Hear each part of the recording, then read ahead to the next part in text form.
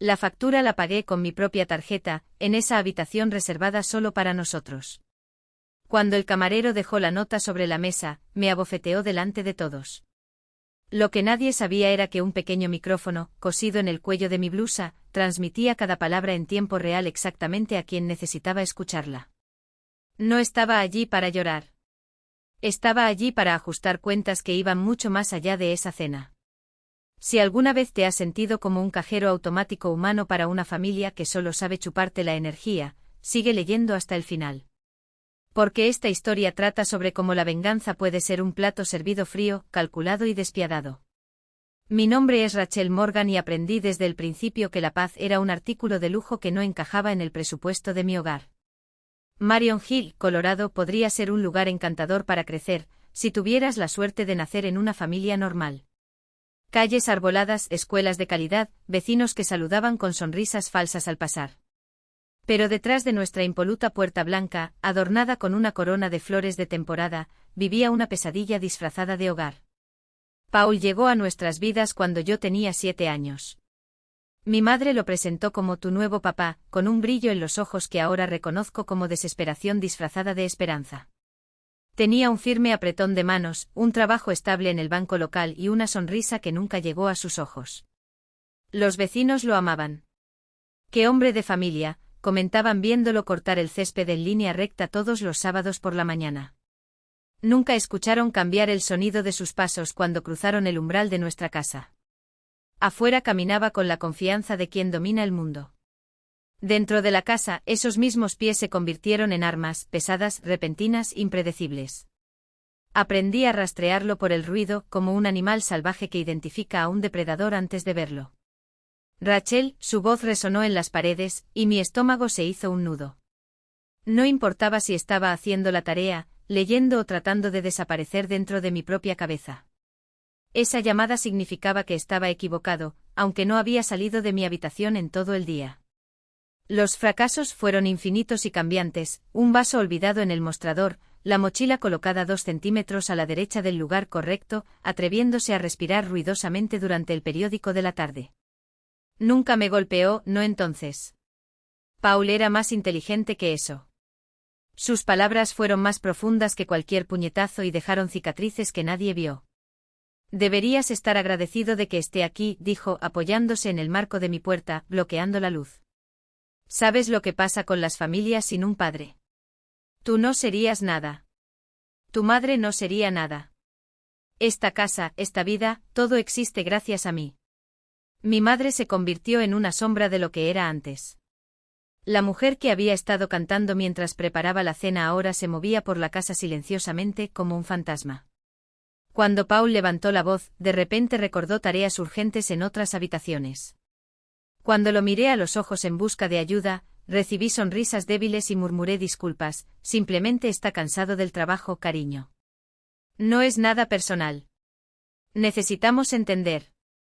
Empecé a vivir en la biblioteca después de clase. La señora Davidson, la bibliotecaria principal, nunca me preguntó por qué me quedaba hasta el cierre. Él simplemente sonrió y me dejó ayudar a organizar los libros, enseñándome el sistema decimal como si fuera un secreto sagrado. Esos libros fueron mi nave de escape, cada historia, una trampilla de escape a un lugar donde no necesitaba calcular cada palabra, cada gesto, cada respiración. En la secundaria desarrollé un sexto sentido para captar los estados de ánimo de Paul. Por la forma en que cerró la puerta del auto, supe si la cena sería silenciosa o si se convertiría en un campo minado. Aprendí qué temas provocaban explosiones, el dinero, mis notas si eran demasiado buenas, la familia de mi madre y cuáles eran seguros, sus logros en el trabajo, el equipo de fútbol local, cualquier cosa que lo hiciera parecer un héroe. Mi madre, a su manera destrozada, intentó crear barricadas. Escondí billetes de $20 en mi mochila con boletos para la merienda después de la escuela. Sabíamos que me quedaría fuera el mayor tiempo posible y gastaría hasta el último centavo en batidos en el restaurante local, donde fingía hacer los deberes durante horas. Pero lo peor no fue el miedo constante ni la sensación de caminar sobre cáscaras de huevo. Eso fue lo que vino después, manipulación psicológica, disfrazada de preocupación. Eres demasiado sensible, decía la mañana después de una hora de gritar por una BI en química. Solo quiero que seas mejor. Otros niños matarían por un padre que se preocupa tanto. Mi madre se hizo eco de sus palabras, añadiendo su propio veneno. Tienes razón, Rachel. Tienes que estar más agradecida. ¿Sabes cuántos hombres abandonarían una familia ya formada? Paul nos eligió. Decidió quedarse. Empecé a escribir un diario, escondido detrás de la cómoda. No porque pensara que alguien me creería, esa ilusión había muerto hacía mucho tiempo. Escribí para no volverme loco. Para demostrarme a mí mismo que era real, que no era yo el loco de la historia. La escuela secundaria trajo nuevos desafíos. Paul descubrió que podía utilizar mi necesidad de independencia en mi contra. Las solicitudes universitarias requerían su información fiscal. Las becas necesitaban su firma. Lo pospuso todo afirmando que estaba ocupado, pero explotó cuando recordé los plazos. Todo siempre gira en torno a ti, ¿no? Tal vez si mostraras un poco de gratitud, la gente estaría dispuesta a ayudar. Pero también estaba aprendiendo. Aprendí que las altas calificaciones eran mi pasaporte hacia la libertad. Que los profesores escribieron cartas de recomendación para aquellos que se esforzaron. Que los consejeros tenían formas de señalar circunstancias especiales cuando los padres se negaban a cooperar. Estudié como si mi vida dependiera de ello, porque así era. El día que recibí mi carta de aceptación de la Universidad de Colorado, sentí algo que había olvidado: esperanza. Vino con una beca completa para informática. Había abandonado mi sueño inicial de la literatura porque la tecnología significaba empleo y el empleo significaba libertad. La reacción de Paul fue predecible: ciencias de la computación. Eso es cosa de hombres. Vas a suspender el primer semestre y volverás llorando. Pero ese día vi algo más en sus ojos: miedo. Estaba perdiendo el control y ambos lo sabíamos. Mi madre lloró esa noche, pero no de alegría. ¿Cómo puedes abandonarnos?, susurró mientras Paul se iba a la liga de bolos. ¿Con quién voy a hablar? ¿Quién me va a ayudar con él? Quería gritar que ella era la adulta, que protegerme debería haber sido su prioridad. En cambio, la abracé mientras ella sollozaba, sabiendo ya que salir de casa no significaría escapar. Las cadenas solo se alargarían, no desaparecerían.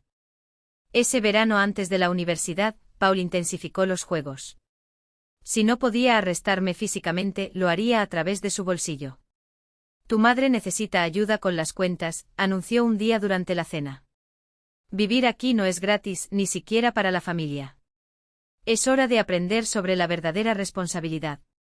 Trabajé en una librería local y ahorré hasta el último centavo para gastos universitarios que no cubría la beca. Ahora, la mitad de mi salario se destinaba a gastos del hogar, aunque noté que la cerveza de Paul se había encarecido y mi madre había empezado a llevar un bolso de diseño que, según ella, era un regalo de una amiga. 3 días antes de irme encontré a mi madre sentada en mi habitación, sosteniendo mi viejo conejo de peluche. Eras una niña tan dulce, dijo sin mirarme. Siempre tratando de hacer felices a todos. Lamento no poder hacerlo. Lo siento. Fue lo más cerca que estuvo de admitir lo que permitió que sucediera. Quería perdonarla. Quería decir que estaba bien, que lo entendía. Pero algunas heridas son demasiado profundas para expresarlas con palabras. Algunas cuentas solo se pueden liquidar con acciones. Y mi momento de actuar estaba llegando. Las palabras se atascaron en mi garganta porque no todo estaba bien, y comprender no hizo que el dolor fuera menos agudo. Mientras empacaba mi última caja, escuché a Paul abajo, ya en su tercer vaso de cerveza, contándole a mi madre su discurso sobre los niños desagradecidos que no valoran los sacrificios. La habitación de mi infancia parecía más pequeña que nunca, las paredes desnudas, los carteles derribados, la personalidad borrada, pero no me lo perdí. A los 18 nunca me sentí segura en esa casa, pero me iba. Y eso en sí mismo, ya era una victoria. Todavía no sabía que la verdadera trampa apenas comenzaba. Que Paul encontraría formas de controlarme a cientos de kilómetros de distancia. Que mi madre se convirtiera en su cómplice voluntaria, tejiendo una red de dependencia con hilos de culpa y obligación. Todo lo que sabía era que sus pesados pasos no me seguirían a la universidad. Por primera vez en más de una década dormiría sin calcular las amenazas, sin medir el volumen de su voz o el clic de la puerta. Por primera vez respiraría sin el peso de su mirada sobre mí. Pensé que era libre. Me equivoqué. Pero esa noche, mientras cargaba cajas en un auto prestado mientras Paul refunfuñaba y mi madre lloraba, me permití creer en la posibilidad de la paz. Se necesitarían años para comprender que algunas prisiones no tienen rejas y que las cadenas más fuertes son las que nos convencen de cerrarnos alrededor de nuestras propias muñecas. Pero a los 18 años, escapar se sintió como una victoria. Si tan solo supiera lo que vendría después. La Universidad de Colorado en Boulder fue como pisar otro planeta. Mi dormitorio era la mitad del tamaño de mi antigua habitación, pero era mío. Ni un solo paso en el pasillo conllevaba amenazas. Nadie cronometró mis horas en la biblioteca ni me preguntó por qué tardaba tanto en la ducha. Durante las primeras semanas me despertaba a las 3 de la mañana presa del pánico, segura de haber oído la voz de Paul. Entonces lo recordé, estaba a 3 horas de Marion Hill. ¿Seguro? Mi beca cubría la matrícula y el alojamiento, pero todo lo demás requería dinero. En un mes tenía 3 trabajos: dar clases particulares de cálculo, trabajar en el turno de noche en el laboratorio de computación del campus e ingresar datos para la investigación de un profesor. Entre clases y trabajo apenas tenía tiempo para dormir. Pero el cansancio era liberador en comparación con la hipervigilancia en casa, donde se calculaba cada respiración, se medía cada palabra y cada gesto era una posible chispa para una explosión. Cambié mi especialización a ciencia de datos después de descubrir que tenía el don de encontrar patrones en el caos.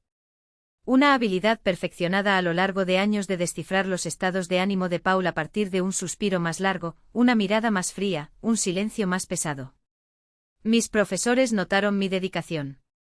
«Trabajas como si te persiguieran», observó el médico Martínez una vez mientras estaba codificando durante el almuerzo.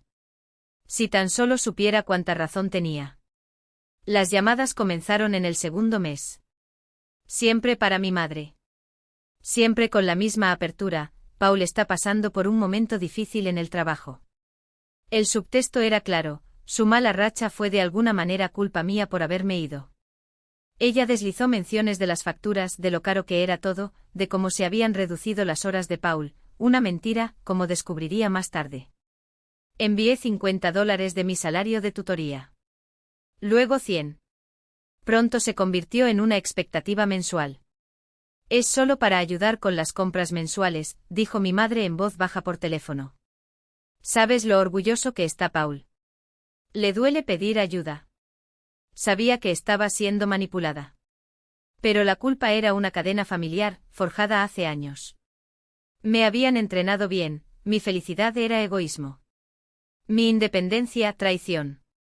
Mi éxito, un robo de tus sacrificios. La programación mental fue profunda, Eve. Ejecutándose incluso a cientos de kilómetros de distancia.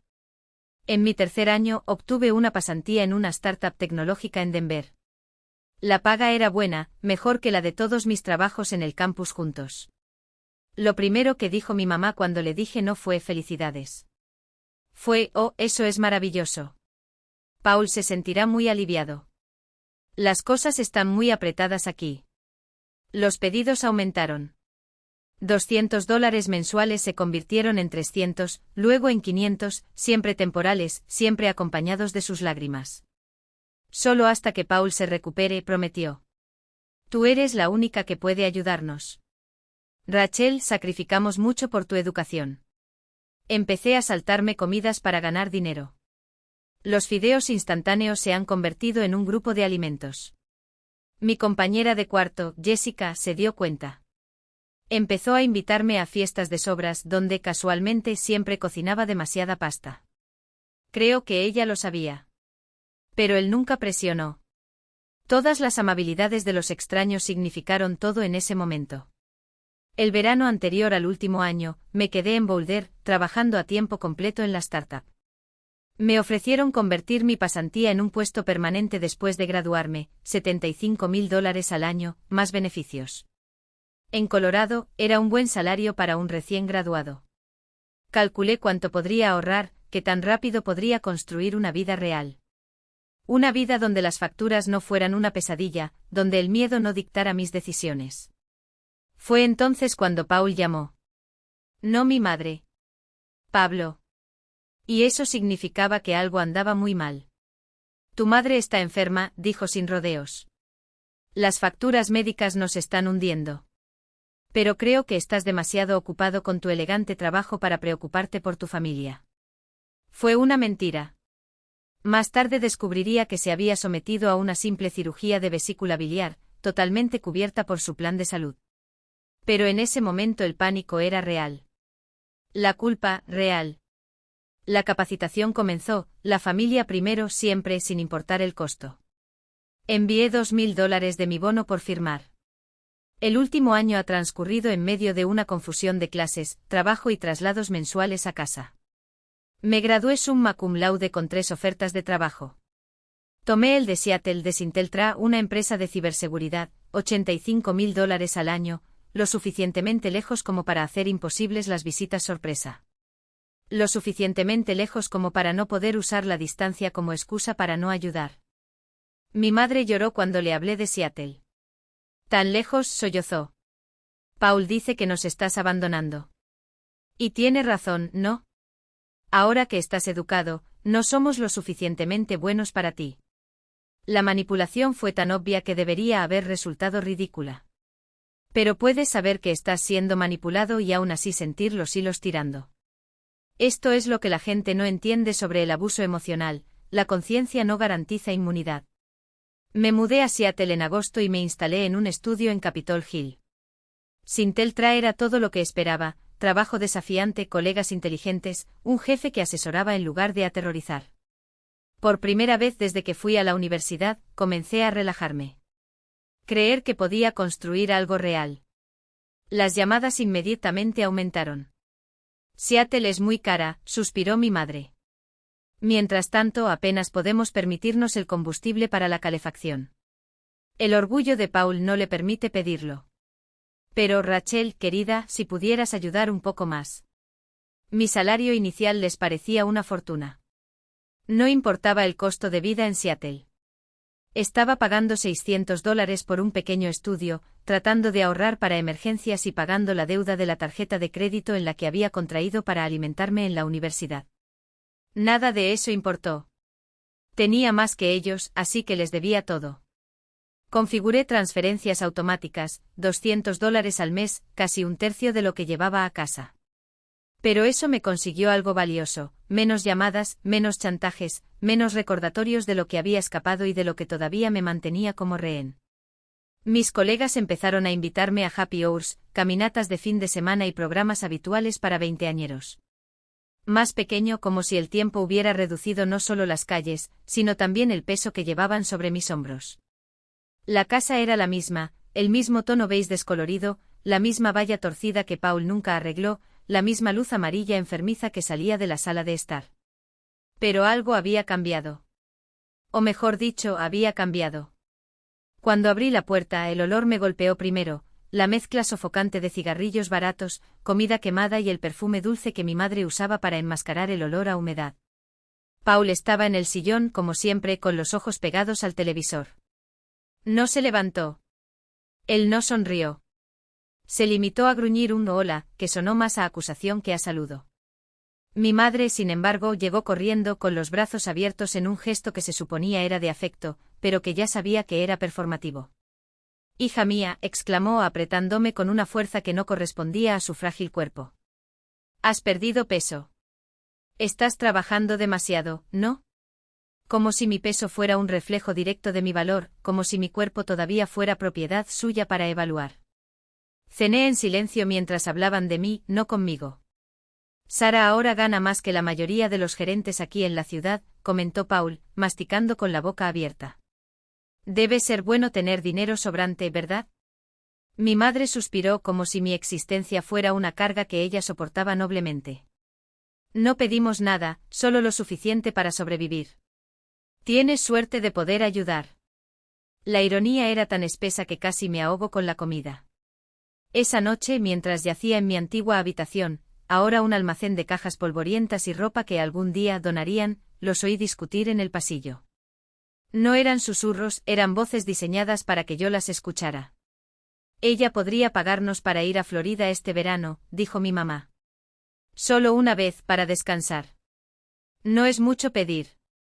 Paul murmuró algo sobre ingrato, sobre cómo les debía algo. Y luego la frase que rompió algo dentro de mí: ella piensa que ahora es mejor que nosotros. Pero sin nosotros, ella no sería nada. Eso fue todo. La confesión tácita de que para ellos nunca sería una hija. Solo una fuente de ingresos con piernas. Una cuenta bancaria ambulante. Una deuda que tenían derecho a cobrar, por mucho que ya hubieran asumido. Al día siguiente, mientras mi madre me mostraba las mejoras que había pagado con mi dinero, el sofá nuevo manchado, el televisor más grande y siempre encendido, el auto nuevo de Paul, un sedán usado con 200.000 millas, me di cuenta de que estaba ante un museo de fracasos morales. Cada objeto era una prueba de lo que me habían robado, no solo dinero, sino tiempo, paz, la ilusión de que algún día sería suficiente. Fue entonces cuando vi el cuaderno. Estaba sobre la mesa de la cocina, abierta, como si la hubieran dejado allí a propósito. O por descuido. No importó. Las páginas estaban llenas de notas escritas con letra temblorosa, fechas, valores, justificaciones.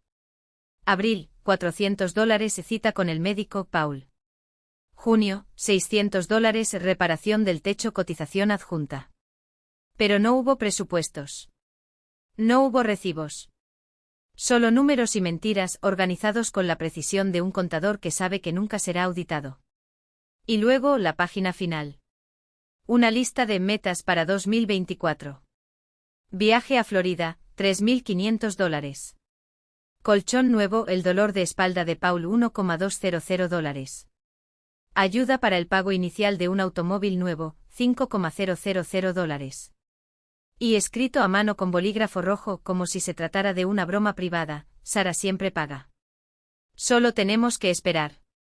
Fue el momento en que la niebla se disipó. No fue ira lo que sentí. Era algo peor, una claridad helada. No fueron víctimas de la vida, de la mala suerte, de un sistema cruel. Eran depredadores.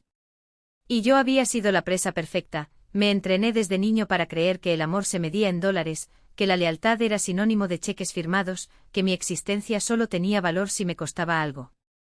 Cerré el cuaderno con un chasquido. Mi madre entró en la cocina, sonriendo, con 2 tazas de café. ¿Encontraste algo interesante?, preguntó como si fuera una broma. La miré a los ojos, la miré de verdad, y vi lo que siempre había estado ahí: ni preocupación, ni orgullo, sino la fría mirada de alguien a quien acaban de pillar con la mano en el bolso y está calculando cuánto puede llevar antes de salir corriendo. Lo encontré, respondí. Y por primera vez en 23 años, no era mentira. La casa era más pequeña de lo que recordaba. Un escenario congelado en el tiempo, como una bola de nieve que ya nadie podía sacudir. Al aparcar, el primer detalle que nos llamó la atención fue el coche nuevo, un SUV BMW modelo reciente, que ocupaba el espacio donde antes estaba el Honda de 10 años de Paul. Mi madre debió ver mi expresión a través de la ventana, porque salió corriendo, ya justificándolo. Paul consiguió una oferta increíble.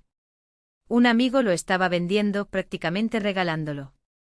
No podíamos dejarlo pasar. Usted sabe lo importante que es un transporte confiable. En el interior, más cambios. Un televisor de 70 pulgadas dominaba la habitación. El desgastado sofá de tela había sido reemplazado por un nuevo juego de cuero. La cocina brillaba con electrodomésticos de acero inoxidable.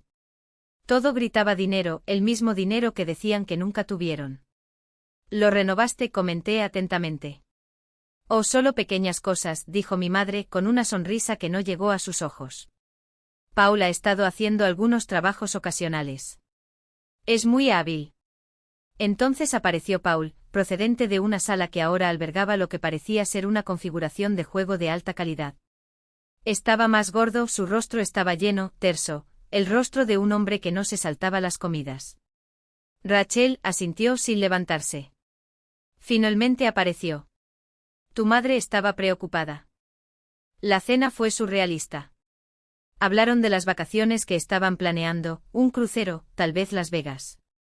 Mi madre mostró un bolso de diseñador, un regalo anticipado de Navidad de Paul. Se quejaron del precio de la jardinería y de que el servicio que contrataron era una estafa. Mientras tanto calculé cuántas comidas saltadas representaba cada uno de esos lujos. El detonante vino cuando mi madre mencionó, casi sin importancia. Primero vamos a necesitar un poco la ayuda de Janeiro. La bonificación de Paul no cae hasta el día 15 y la hipoteca vence. ¿La hipoteca? Dejé caer el tenedor. Pensé que la casa estaba pagada. Eso es lo que me dijiste hace 3 años. La emergencia de refinanciamiento. ¿Recordar? Envié $5.000. Silencio. Mi madre miró a Paul. Paul fijó sus ojos en su plato. Eso fue por otras cosas, murmuró finalmente. No tienes idea de lo caro que es mantener una casa, Raquel. ¿Y tú? ¿Alquilar? Pregunté fría. Algo cristalizó en mi pecho. ¿Qué otras cosas? No uses ese tono, gruñó Paul, la vieja amenaza arrastrándose en su voz. No te debemos satisfacción. La familia ayuda a la familia. ¿O no te enseñaron eso en tu elegante universidad?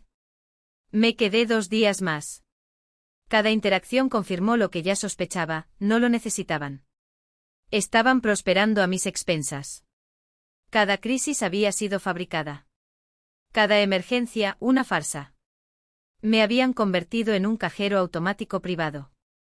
Y yo, como un idiota, le había dado la contraseña de buena gana. El folleto sobre el lujoso retiro de bienestar que estaba sobre la cómoda de mi madre fue la gota que colmó el vaso. Regalo de Navidad de parte de Paul, dijo sorprendiéndome mirando. Es muy atento. Regresé a Seattle el día de Navidad, alegando una emergencia laboral. En realidad no era mentira, la emergencia era que había visto la verdad y necesitaba distancia para procesarla. En el avión abrí la aplicación del banco y revisé 3 años de transferencias. $100 se convirtieron en $500, $500 se convirtieron en $1.800. Algunos meses tuvieron adiciones de emergencia. Hice los cálculos, $74.000. $74.000 entregados a 2 personas que conducían un BMW y planeaban cruceros, mientras yo comía fideos ramen y rechazaba happy hours con colegas. Esa noche no respondí las llamadas. No el siguiente. Mi teléfono explotó con mensajes, pasando de la preocupación a la ira y las amenazas. Paul dejó un mensaje que habría aterrorizado a la chica que una vez fui. Eres un ingrato. Después de todo lo que hemos hecho por ti, tu madre está llorando. ¿Así es como nos pagas? Pero ya no era esa chica. Era una mujer que había dejado su hogar, se había graduado y había construido una carrera. Una mujer que había sido drenada sistemáticamente por las mismas personas que se suponía debían celebrar su éxito. Las transferencias automáticas continuaron, cancelarlas requería fuerza que aún no tenía. Pero algo había cambiado. El hechizo se estaba rompiendo. La culpa se convirtió en otra cosa, ira. Llamaron sin parar y dejaron mensajes diseñados para desencadenar cada respuesta programada en mí. Los escuché como un analista de seguridad examinando malware, observando técnicas, identificando patrones. Mi entrenamiento me estaba sirviendo de maneras que ni siquiera Trim podría imaginar. De regreso al trabajo me lancé a un proyecto sobre ingeniería social, como los piratas informáticos manipulaban la psicología humana para ingresar a los sistemas. Las similitudes con mi propia vida eran tan obvias que casi me hicieron reír. Casi. La transferencia de enero se realizó según lo planeado. Pero además de mis hojas de cálculo habituales, comencé a construir algo nuevo, un plan. Si querían tratarme como un recurso financiero para explotar, tal vez era hora de mostrar lo que pasó cuando el recurso se defendió. La niña que escondía sus diarios detrás de su cómoda se había convertido en una mujer que entendía los sistemas, las vulnerabilidades y las hazañas. Y estaba aprendiendo que la familia no te exime de las consecuencias. Me entrenaron para ser su víctima. Lo que habían creado en realidad era algo mucho más peligroso, un superviviente con las habilidades para desmantelar todo lo que habían construido a mi costa. Pero primero necesitaba más datos. Más pruebas. Y tiempo suficiente para que caben su propia ruina. Las llamadas continuaron. Seguí documentando. Y en algún lugar de Seattle, un plan comenzaba a tomar forma. Una celda a la vez. Su desdén por Uber ya había sido una advertencia. No queríamos molestarte, explicó Paul, pero sus ojos recorrieron mi Honda Civic con la misma expresión que alguien evaluando un error de cálculo. No era el auto de lujo que imaginaba para alguien que, según sus registros mentales, enviaba $9.000 al mes para su comodidad. Mi apartamento de una habitación, pequeño, funcional e indigno, confirmó la decepción. Tan pequeño para lo que hay, murmuró mi madre, como si el metro cuadrado fuera una afrenta personal. Seattle es cara, respondí, viendo a Paul hacer los cálculos mentalmente, alquiler, salario, sobras. Si hubiera sabido que las sobras eran exactamente lo que recibía cada mes, su sonrisa habría sido aún más aguda. La invitación llegó el sábado por la mañana, disfrazada de celebración. Deberíamos celebrar estar juntos, anunció Paul, con la voz untuosa de quien ya tiene el guión escrito. Esa cena elegante en el trabajo, deberíamos ir. Nuestro regalo, por supuesto. Él sonrió, pero sus dedos tamborilearon sobre la mesa, calculando su próximo movimiento. Es un evento de trabajo. Solo empleados y socios. La palabra socios era el anzuelo que necesitaba. ¿Fogonadura? Lo repitió como si el término fuera un insulto. Donde la familia, más que la pareja, no es bienvenida. Rachel, hemos llegado muy lejos. Los viejos disparadores todavía funcionaban. Solo ahora los reconocí como trampas mal disimuladas. Aceptar significó una noche de exposición, negarse un fin de semana de chantaje emocional.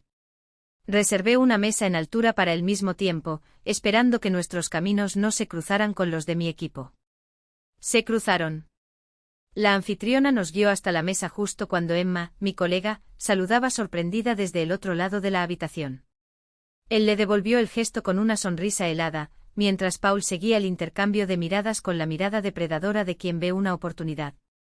Tus colegas, declaró, ya poniéndose de pie. Deberíamos saludarlos. Quiero conocer a las personas que robaron a mi hija. Mi madre me siguió y yo, como siempre, fui arrastrado tras ellos, esta vez con la certeza de que caminaba hacia una ejecución pública. Deben ser amigos de Rachel. Anunció Paul, interrumpiendo la conversación de mesa con la voz de un político en campaña. Soy Paul, su padre. Ella es Linda, su madre. No corregía, padre.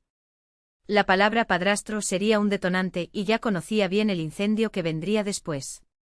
Trabajó el ambiente con la habilidad de un lobo entre ovejas, apretones de manos firmes, elogios calculados, frases que disminuían para elevarlo. Ella obtiene esa ética de trabajo de mí, le dije a Marcus, mi gerente, mientras me miraba de reojo. Siempre la he llevado más allá de sus límites. Aunque a veces me preocupa que se pierda demasiado en su carrera. No debería ser la familia lo primero. Emma intentó captar mi mirada, pero mantuve la vista baja. Sobrevivir. Esa era la regla. No reacciones. No alimentes a la bestia. Dejen que vuelvan a cenar, intervino mi madre, tirando del brazo de Paul con timidez practicada. Él, sin embargo, sonrió más ampliamente. De hecho, ¿por qué no te unes a nosotros? Insisto. Quiero saber qué hace mi hija que es tan importante que olvido de dónde viene. La trampa era elegante, negarse sería de mala educación, acéptalo, entrégalo a un escenario donde pueda actuar. Marcus, diplomático, declinó cortésmente. Es muy amable, pero es un evento de la empresa. Quizás en otro momento. Por un segundo el rostro de Paul se ensombreció, allí estaba, el destello de furia que también conocía. Luego la máscara volvió a su lugar. Claro. En otra ocasión. De vuelta a nuestra mesa, surgió el verdadero Paul. ¡Qué grosero! ¿Es así como tratan a los padres en Seattle? Sin duda has olvidado incluso los conceptos básicos del respeto. El camarero se acercó con los menús, Paul los despidió con un gesto. Tendremos el menú degustación. Y el maridaje de vinos. $72 el vaso. 7 platos que costarían más que mi compra mensual. Preguntó con la confianza de alguien que nunca había visto la factura, o de alguien que sabía que no sería él quien la pagaría. Debe ser agradable, comentó entre bocado y bocado, lo suficientemente alto como para que las mesas vecinas lo oyeran, tener facturas caras de la empresa, cenas de gala. Mientras tanto, tu madre y yo comemos las sobras la mayoría de las noches.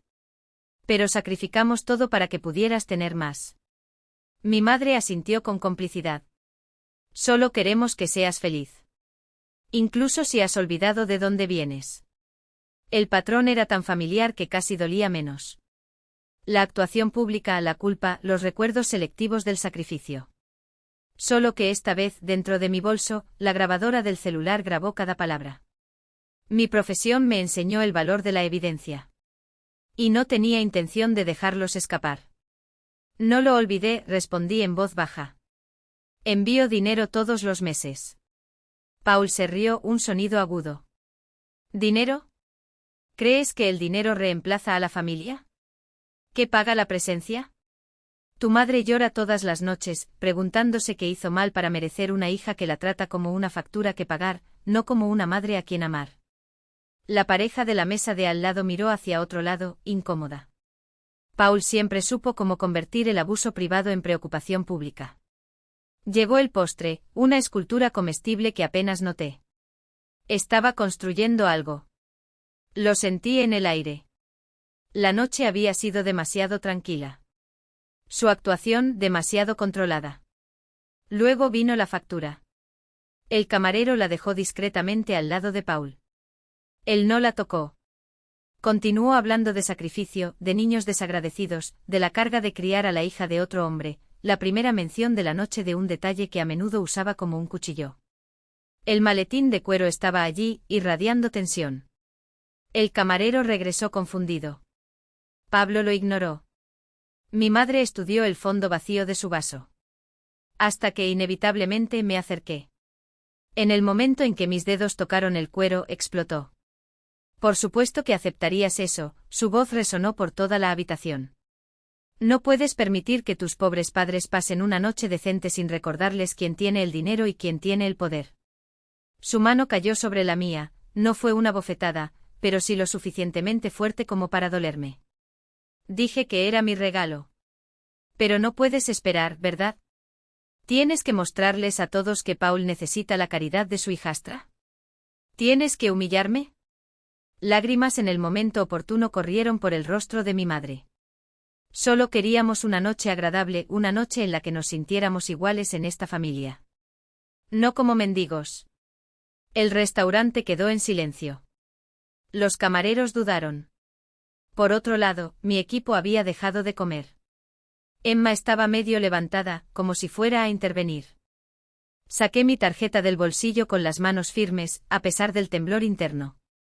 $847,62. Por 2 personas que minutos antes se quejaron de que no tenían dinero para la compra. ¿Feliz ahora? Siseó Paul mientras yo firmaba. ¿Es esto lo que querías? Hacer alarde de tu éxito en nuestras caras. Salimos en silencio. Mi madre llorando por el efecto dramático. La mano de Paul en mi hombro no era afecto, era posesión. Garantiza que no huiría. Pero cuando llegamos a la acera, fuera de la vista, su agarre se convirtió en un tirón. ¡Qué vergüenza!, escupió. Tus compañeros observando cómo nos faltas el respeto. ¿Es esto lo que Seattle ha hecho de ti? Una hija que se deleita viendo a sus padres arrastrarse. Tragué fuerte. Ya no era la chica que se había escapado para ir a la universidad. Le quité el brazo con un movimiento seco. Déjalo ir.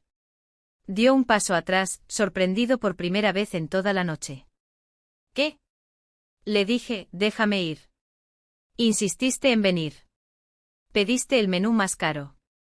Dijiste que pagarías. Ahora estás haciendo un escándalo porque llegó la cuenta. Mi voz no tembló. O eres un mentiroso o eres un manipulador. En cualquier caso, ya no soy tu audiencia. Sus ojos se entrecerraron. ¿Has cambiado? No, respondí. Simplemente dejé de fingir que no vi quién eras. Y esta vez cuando le di la espalda, no miré atrás. Su rostro se puso rojo y de repente palideció.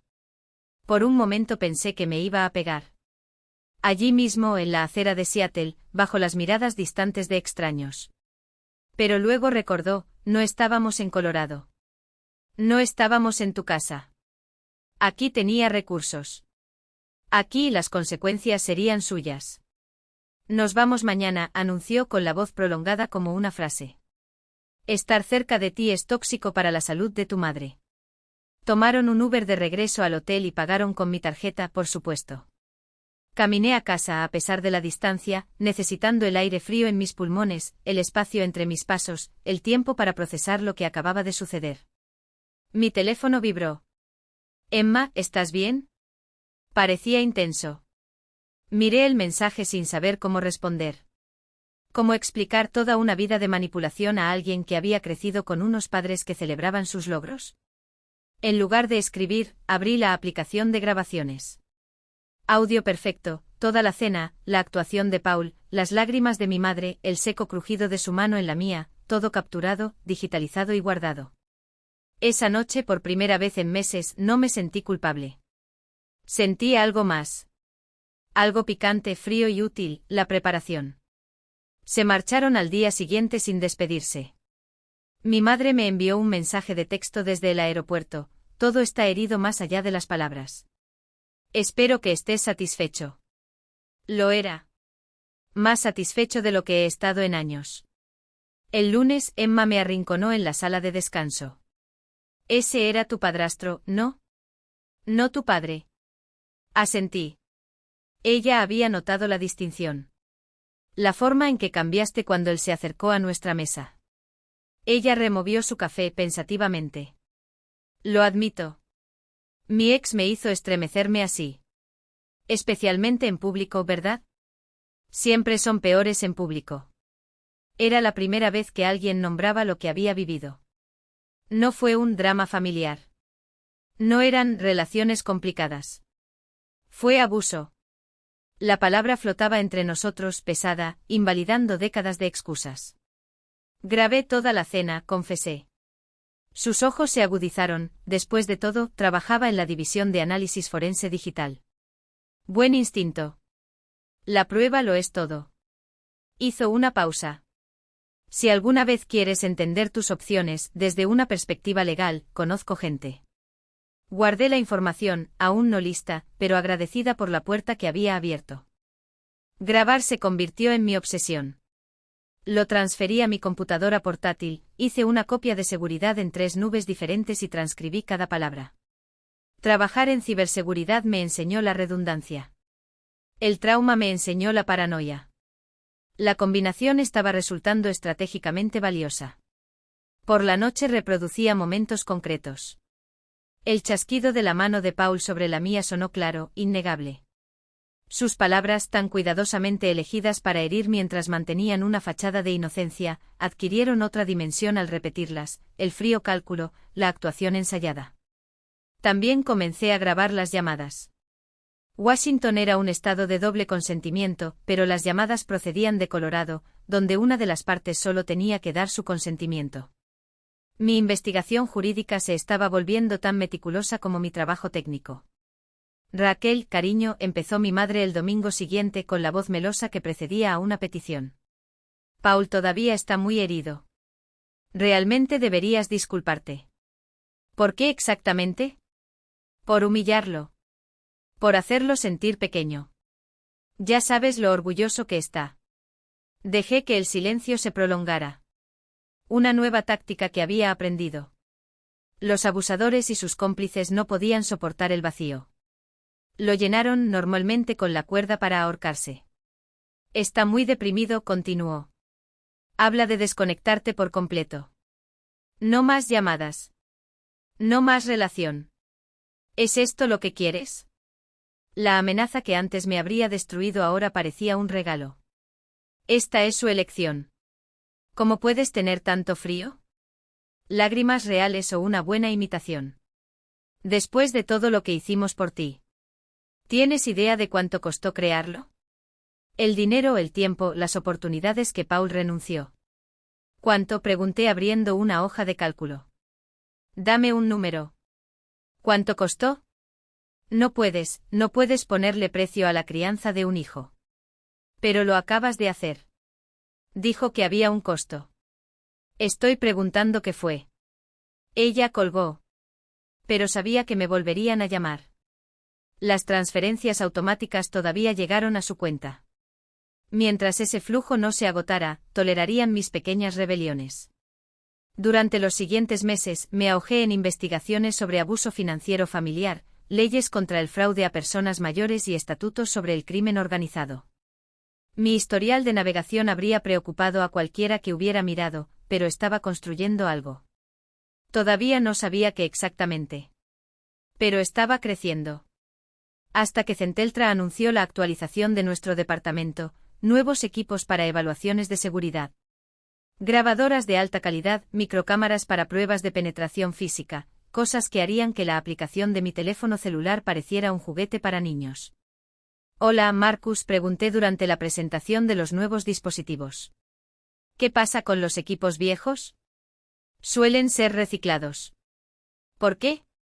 Estoy trabajando en un proyecto personal sobre acoso laboral y documentación. ¿Sería posible comprar algunos de los dispositivos más antiguos? Me estudió. Nunca había mencionado el incidente en el restaurante, pero los rumores volaban. Completar el formulario de enajenación de activos. Tasa nominal.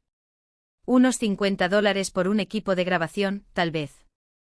Esa noche abrí una nueva hoja de cálculo. No para rastrear el dinero enviado, sino para planificar algo más grande. Columnas para tipo de prueba, estatus legal, daños potenciales. Estaba armando un caso como si estuviera armando un protocolo de seguridad, en capas, redundante a prueba de fallas. El micrograbador llegó en una caja sencilla, más pequeña que la uña del meñique. 8 horas de duración de la batería, activación por voz, del tipo que utilizamos para detectar amenazas internas. Practiqué ocultando el dispositivo, cuello, puño, pinza para el cabello. Prueba hasta que puedas activarlo sin mirar. Mi madre llamó a mitad de semana, algo inusual. Tengamos una cena familiar el próximo mes. Toda la familia de Pablo. Necesitas estar ahí. Tengo trabajo. Siempre tienes trabajo. Ese es el problema, Raquel. Olvidaste lo que importa. Los hermanos de Paul estarán allí. Los niños. Todo el mundo quiere verte. La familia de Paul nunca quiso verme cuando vivía con ellos. Yo era la incorporación no deseada, la razón por la que tuvo que conformarse con una mujer de equipaje. Ahora que tuve éxito, de repente ya era parte de mi familia. ¿Dónde? En casa de Toscana. ¿Lo recuerdas? El favorito de Pablo. Lo recordé. Comida italiana cara en el centro de Denver. El tipo de lugar donde Paul llevaba clientes para impresionar. Menús de cuero, sommeliers con sonrisas entrenadas. Revisaré mi agenda. Pero ya lo había decidido, esta no era una cena familiar. Era otra cosa. Un nuevo ángulo en el que Paul estaba trabajando. Y estaría listo. El fraude tenía un nombre, un rostro, una firma falsificada en documentos que yo nunca había visto. La grabadora se convirtió en mi sombra, una compañera silenciosa que acompañó cada paso, cada respiración. Me entrené en supermercados, en cafés, en pasillos vacíos de oficinas después del trabajo. Aprendí sus límites, hasta donde llegaba el audio, como la tela de mi blusa amortiguaba las palabras, qué ángulo captaba mejor las confesiones involuntarias. Prueba 3 de octubre, susurró en su cuello, mientras ajustaba el dispositivo escondido debajo de la solapa de su chaqueta. Activación de voz funcional. Calidad de audio, excelente.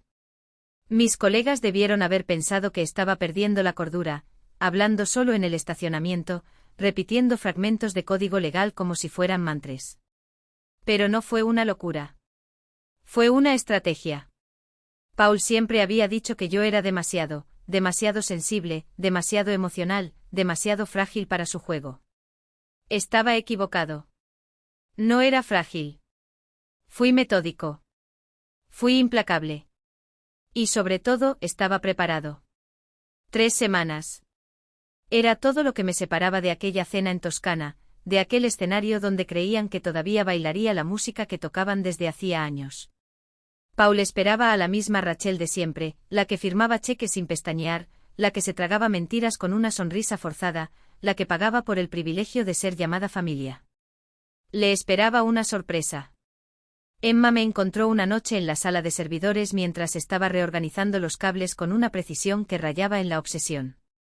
Sus brazos cruzados, su mirada aguda. ¿Estás planeando algo? No fue una pregunta. No tenía por qué ser así. Solo protegiéndome. Ella sonrió, reconociendo el brillo en mis ojos, el mismo que debió haber en los suyos cuando decidió que nunca volvería a ser rehén. Bien. La voz es baja, casi un susurro. Documenta todo, Rachel. Y cuando estés listo para atacar, una pausa, cargada de significado. No les debes nada. No es una advertencia. No es una posibilidad. Los abusadores no avisan antes de atacar. ¿Por qué avisaría antes de defenderme? Esa noche conduje a casa con algo que no había sentido en años, esperanza. Ni la ingenua esperanza de reconciliación, ni el anhelo infantil de un amor que nunca existió. Era algo más cortante, más real. Esperanza de justicia. Por la libertad. Por la oportunidad de finalmente dejar de pagar por el crimen de nacer en la familia equivocada. La grabadora pesaba mucho en su bolsillo, demasiado pequeña para su poder. Se conservaría cada palabra de esa cena. Cada gesto analizado. Cada amenaza armada. Me entrenaron para callar, absorber, aguantar. Deberían haberme entrenado para perdonar. No entrenaron. Y ahora tenía 3 semanas para convertir esa cena en su último error.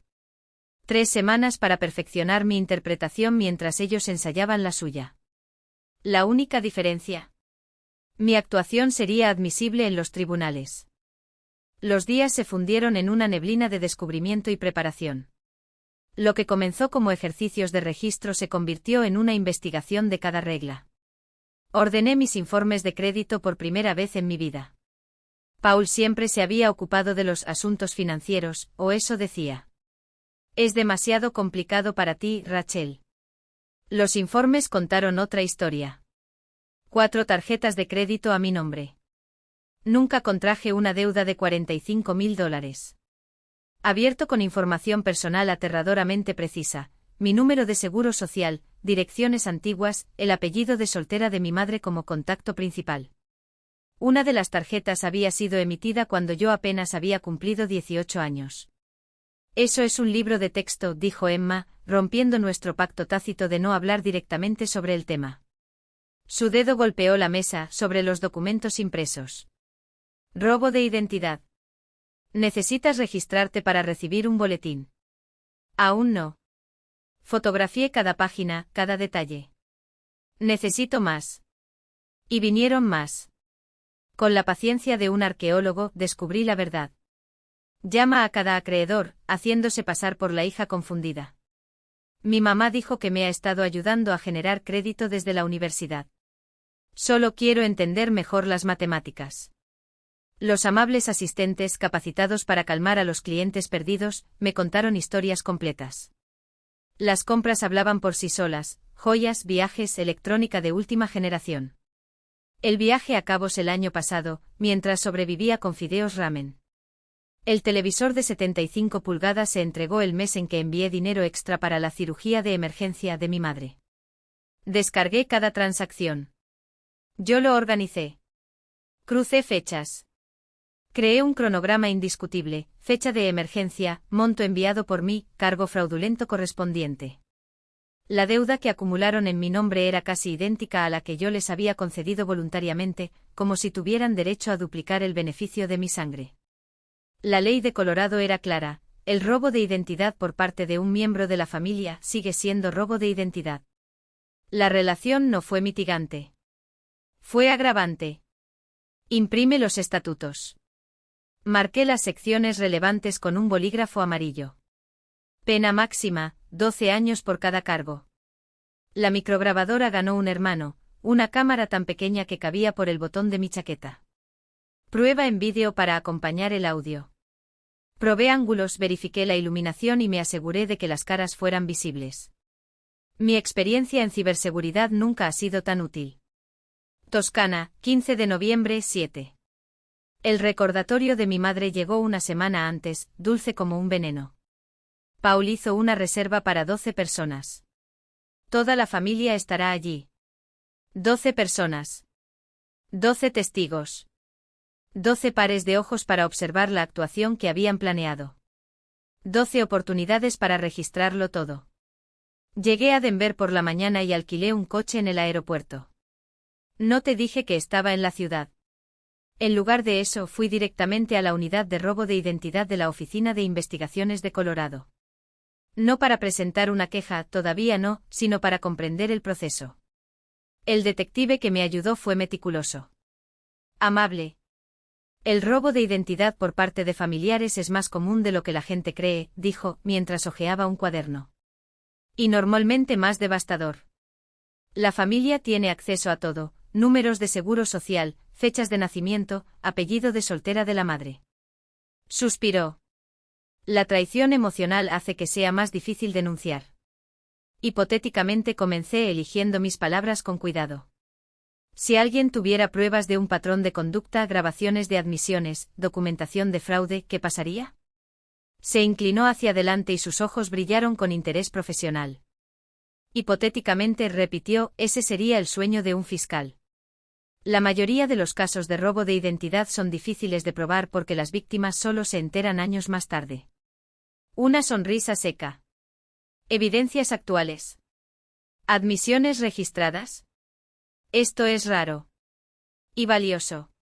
Le di las gracias y me fui con su tarjeta y una carpeta de recursos. El equipo de grabación parecía más pesado ahora, agobiado por el peso de sus implicaciones legales. La habitación del hotel se convirtió en mi centro de operaciones. Probé los dispositivos por última vez, practiqué activándolos sin llamar la atención. Revisé mis notas sobre la familia de Paul, su hermano Tom, el agente inmobiliario con las sonrisas de los comerciales de televisión, la hermana Karen, una enfermera que diagnosticó mis fallas morales como si fueran una enfermedad, sus cónyuges, sus hijos adultos, personas que me trataban como una molestia en las reuniones familiares y que ahora están ansiosas por abrazarme. A las 6:30 de la tarde me vestí con cuidado, chaqueta conservadora con bolsillos ocultos, caja fuerte y dispositivos probados. Un pequeño bolso con pilas de repuesto disfrazado de neceser. Parecía exactamente lo que esperaban, una profesional exitosa, el producto terminado de su inversión. Solo que esta vez el producto tenía dientes. El viaje a Toscana le resultaba demasiado familiar. ¿Cuántas veces había recorrido ese camino cuando era niño? Tenía el estómago revuelto y las manos sudorosas, sabiendo que la cena sería un espectáculo en el que yo sería tanto el escenario como el público. Esta noche fue diferente. Esta noche yo era el director. Llegué a tiempo, ni demasiado temprano para parecer ansioso ni demasiado tarde para dar municiones. La recepcionista me llevó a la habitación privada. Paul no había escatimado en gastos, o mejor dicho, yo no había escatimado en gastos sin saberlo. Ya estaban todos allí. Paul en la cabecera de la mesa, mi madre a su derecha, como una reina consorte. Los demás se dispusieron en una formación calculada, Tom y Karen en los lugares de honor, sus hijos esparcidos como peones estratégicos. 12 caras. 12 sonrisas que no llegaron a los ojos. 12 pruebas. La silla vacía en el extremo opuesto de la mesa no fue una casualidad. Fue un mensaje silencioso, perteneces aquí, pero no tanto. La disposición de los asientos, cada gesto, cada pausa calculada, todo diseñado para recordarme mi lugar. O mejor aún, para hacerme olvidar que ya no tenía uno. Rachel, la voz de Paul resonó por la habitación, demasiado espesa para ser sincera, demasiado dulce para no ser venenosa. Nuestra exitosa ejecutiva en Seattle finalmente nos honra con su presencia. Sonrisa. Un movimiento preciso ensayado frente a espejos en hoteles anónimos. Mientras me sentaba, el ligero toque en mi cuello activó la grabadora. Hacer clic. La prueba estaba en marcha. Hola a todos. Los saludos llegaban en murmullos, entre dientes.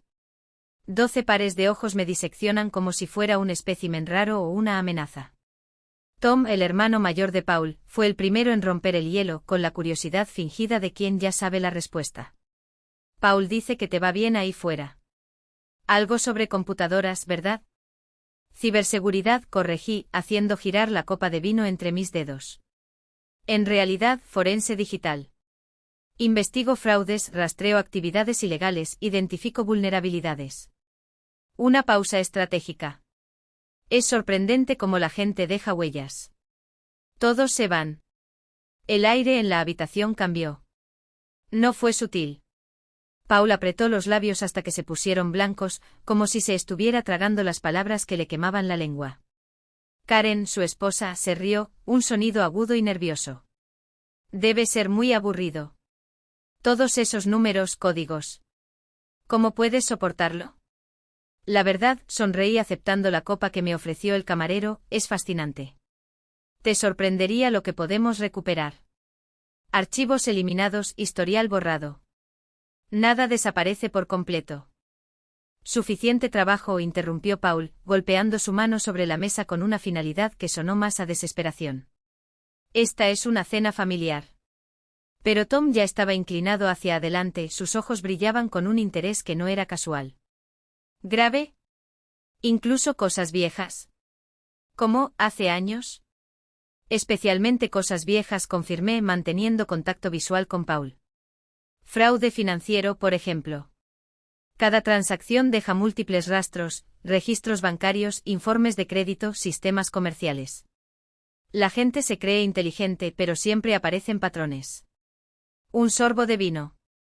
El fraude familiar, entonces, es el más fácil de rastrear. Los delincuentes se sienten cómodos. Descuidado. La mano de mi madre tembló cuando tomó el vaso de agua. Paul apretó los dientes hasta que los escuchó rechinar. Qué interesante, Rachel, su voz era el filo de una navaja. Aunque me pregunto si este trabajo tuyo paga lo suficiente como para justificar el abandono de tu familia. No abandoné a nadie, respondí con demasiada calma para ser natural. Envío dinero todos los meses. Hace años que... Tengo todos los recibos. Dinero, escupió la palabra como si fuera un insulto. Siempre fue así contigo. Extraño, ¿verdad?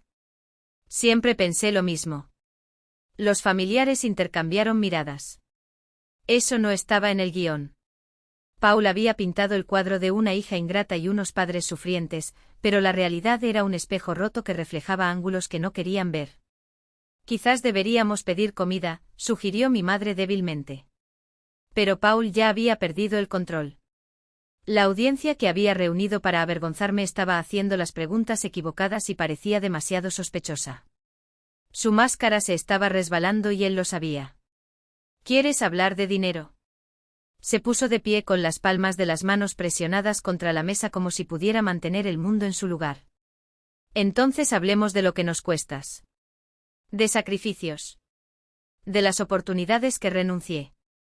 Nos debes todo y todavía tienes el descaro de sentarte ahí y hacer los cálculos. ¿Cuánto cuesta? Pregunté sacando mi celular. Siempre mencionas esta deuda. Estoy listo para pagarlo. Solo dime la cantidad exacta que debo por haber sido creado. No puedes, se atragantó. Así no es como funciona la familia. Entonces deja de cobrar por ello, dijo sin pestañear. Deja de llamar con emergencias que casualmente igualan el precio de tu nuevo televisor. Deja de quejarte de la pobreza mientras planificas cruceros. Detener. Su rostro se puso morado. No por vergüenza. De ira. Perra ingrata, siseó. Y ahí estaba él. El Paul que conocí. Lo que la familia rara vez vio. ¿Cómo es todo esto? Pregunté en voz baja. ¿Te gustan las tarjetas de crédito a mi nombre? ¿Los préstamos que nunca pedí? Las deudas de $45.000 que descubrí la semana pasada. El silencio que siguió fue tan denso que se podía cortar con un cuchillo. Paul sacó su teléfono celular y de repente se interesó mucho en la pantalla. Tom miró a su hermano con frialdad y cálculo en los ojos, el tipo de expresión que precede a la traición.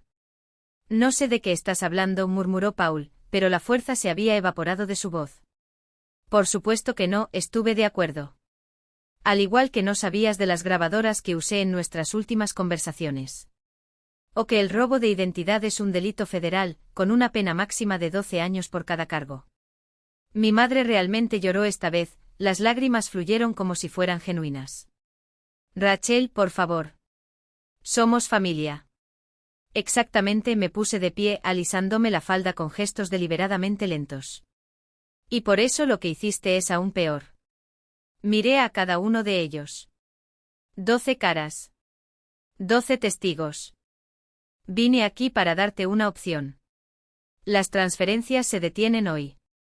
Tienes 30 días para devolver todo el dinero, las deudas fraudulentas y lo que he enviado durante los últimos años, o presentar una denuncia.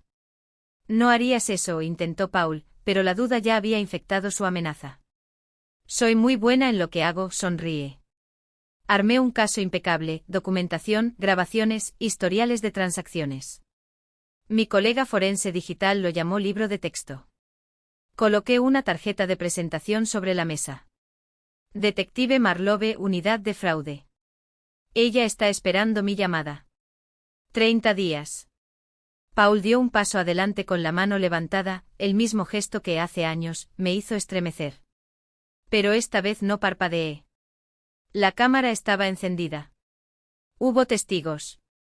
Y ya no era un niño. Adelante, dijo en voz baja. Pégame. Por favor.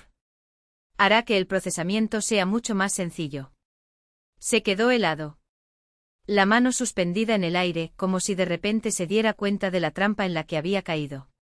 Sus familiares lo miraron fijamente, viéndolo por primera vez sin el barniz de mentira. Cogí mi bolso y saludé a mis primos lejanos. Disfruta de la cena. Paul paga, aunque recomiendo comprobar a nombre de quién está la tarjeta de crédito. Dejé a los Usconies sin mirar atrás. Pero antes de llegar al coche de alquiler, mi teléfono empezó a vibrar. Tom, el hermano de Paul, preguntando si podíamos hablar. Karen, enviando mensajes de texto, no sabíamos nada. 3 primas que apenas intercambiaban miradas conmigo, de pronto interesadas en volver a conectar. Ignoré a todos. La familia que me trató como una carga incómoda durante años no merecía mi preocupación ahora. En la habitación del hotel, subí las grabaciones de la noche a servidores cifrados. El vídeo fue claro, la mano de Paul levantada, la pequeña perra, rascándose entre los dientes, el momento exacto en que su máscara se rompió frente a todos. El audio capturó cada admisión, cada amenaza, cada pieza que un fiscal soñaría tener. Mi madre llamó 47 veces esa noche. Los dejé ir a todos al correo de voz. Luego escuché a cada uno con desapego clínico. Rachel, por favor, no entiendes lo que estás haciendo. Tu padre. Paul, está sufriendo una crisis nerviosa. ¿Es esto lo que querías? ¿Cómo puedes amenazar a tus propios padres con arrestarlos? Llámame. Somos familia. Podemos resolver esto. Hasta la mañana, los mensajes cambiaron de tono. Paul había tomado el control, su voz era un silbido contenido bajo capas de autocontrol forzado.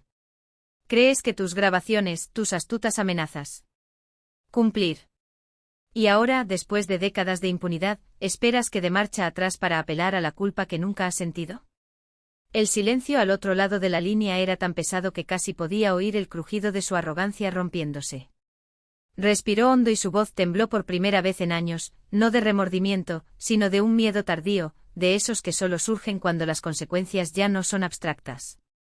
No podrás probar nada. Son solo palabras. Hay grabaciones, documentos, testigos y un expediente que la policía ya está analizando. Mi voz no tembló. Subestimaste 2 cosas, mi paciencia y mi capacidad para aprender de los mejores. En mi trabajo, cuando alguien explota una vulnerabilidad, no lloramos. Arreglamos el sistema. Estás destruyendo esta familia. Destruiste esta familia cuando elegiste tratarme como a un activo, no a una hija. Cerré los ojos, sintiendo el peso de las palabras como un veredicto. Lo único que estoy destruyendo es la ilusión de que se puede hacer esto impunemente. Colgué. No hubo satisfacción, solo alivio frío como después de una cirugía necesaria. Minutos después, Patricia envió un mensaje: arrestados. Ambos. Junto con un enlace al registro público, Paul por fraude y extorsión, mi madre como cómplice por omisión y falsificación de documentos. La foto de su expediente policial, sus ojos hinchados, su cabello desordenado, era el retrato de una mujer que finalmente cosechó lo que sembró al cerrar los ojos durante tanto tiempo. A la mañana siguiente, mientras tomaba café, recibí un correo electrónico del detective: el fiscal está dispuesto a ofrecer un trato. Para ella. No tiene salida. Ann no merecía clemencia, pero yo no era juez. No era venganza lo que quería. Fue el final. Patricia llegó con los papeles una hora más tarde, deslizándolos sobre la mesa con la eficiencia de quien ya ha ganado. Ofrecen restitución total, además de una orden judicial permanente de prohibición de contacto. Para él 3 años de libertad condicional, terapia obligatoria y registro como delincuente por estafa. Para ella, hizo una pausa ajustándose las gafas, libertad condicional, servicio comunitario y la obligación de testificar en su contra si fuera necesario. Quieren que retires los cargos contra ella. Miré por la ventana. El cielo de Seattle estaba gris, pero la luz no me hacía daño en los ojos por primera vez en meses. Aceptado. No para ella. No para el perdón. Sino porque algunas batallas no necesitan librarse hasta el último aliento. Con una condición, que se someta a terapia. Con un verdadero profesional, no los charlatanes que Paul dispuso para encubrir sus abusos. Notó Patricia sonriendo casi imperceptiblemente. Lo incluiré. ¿Y la caja? Preguntó señalando la caja de recuerdos que tenía guardada en el armario. Quémalo. No había allí nostalgia, solo evidencia de una vida que ya no reconocía como mía. O hacer una donación para alguna investigación sobre el narcisismo familiar. Quizás sea de alguna utilidad. Ella asintió y recogió los documentos. Antes de irse, dudó. Sabes que va a intentar algo, ¿verdad? Incluso en libertad condicional. Los hombres como él no aceptan la derrota. Lo sé. Abrí el cajón, sacando un sobre cerrado. Por eso ya envié copias de todo al fiscal, al juez y a los 3 periódicos locales de Colorado. Si viola la orden, la próxima vez que la puerta de la prisión se cierre tras él, será por mucho más tiempo. Patricia se rió, un sonido seco y satisfactorio. Realmente aprendiste de los mejores. Cerré los ojos por un momento sintiendo que la pesadez se disolvía no en euforia, sino en algo más sólido, la certeza de que por primera vez, el suelo bajo mis pies era mío. Ni un campo minado de chantaje, ni un tablero donde yo siempre fuera la pieza sacrificable. Y cuando volvió a sonar el teléfono, un número desconocido, probablemente otro estratega desesperado, no contesté. No por miedo. Sino porque algunas historias no merecen otro capítulo. Algunos finalmente terminan. ¿Extorsionarme? La pregunta flotaba en el aire como un desafío, y el hombre, porque lo único que era un hombre, no un profesional, ni una amenaza real, se ajustó la corbata barata con dedos que temblaban ligeramente. Las cosas no funcionan así, empezó, pero yo ya me reía. Un sonido seco y sin humor, el tipo de risa que surge cuando finalmente comprendes lo patéticos que son los títeres que intentaron controlarte. ¿Sabes que es irónico, Harold? Me crucé de brazos observándolo como si examinara un insecto bajo un microscopio. Paul siempre me dijo que yo era el ingenuo de la familia. El que no entendía cómo funcionaba realmente el mundo. Me incliné hacia adelante bajando la voz como si compartiera un secreto. Pero aquí estás, un extraño con un maletín lleno de papeles falsos, tratando de asustarme con las mismas tácticas que ha usado durante años. ¿La diferencia? Sonreí, lenta y deliberadamente. Ahora sé que el mundo real no tiene lugar para hombres como él. Ni siquiera para aquellos que trabajan por migajas. Abrió la boca, la cerró. Sus ojos saltaron hacia la puerta como si esperara la salvación, pero afuera lo único que lo esperaba era la seguridad del edificio, ya alertada. No lo entiendes, murmuró con la voz más alta de lo que probablemente le hubiera gustado. El señor Harrison no es el tipo de hombre que se da por vencido. No estuve de acuerdo, recostándome en la silla. No lo es.